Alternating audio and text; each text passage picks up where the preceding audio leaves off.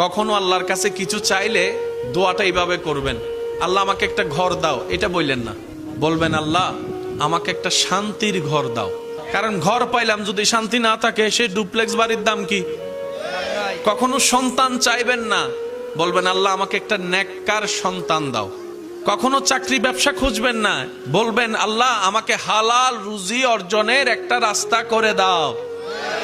কারণ আপনার যদি সন্তান সন্ত্রাস হয়ে বসে, বাপদাদা 14 গোষ্ঠীর ইজ্জত, এই সন্তান হওয়ার চাইতো।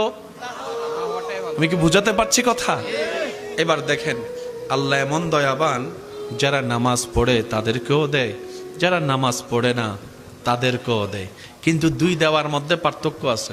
যারা আল্লাহ শুকরিয়া করে তাদেরকে আল্লাহ বাড়িয়ে দেয় এবং পরকালের সওয়াবও দেয়। এটা সবাই পায়? এটা সবাই পায়? তো এমন একজন